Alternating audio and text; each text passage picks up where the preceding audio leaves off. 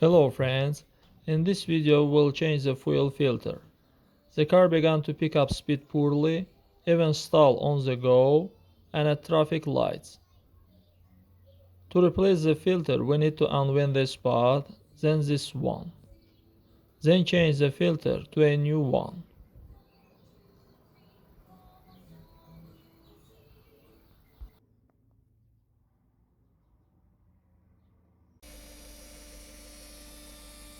Friends, here we have replaced the filter.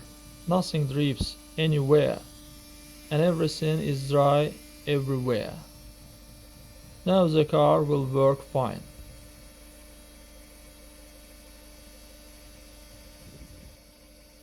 That's all guys, subscribe to our channel, put like and don't forget to put a bell so as not miss new video on the channel.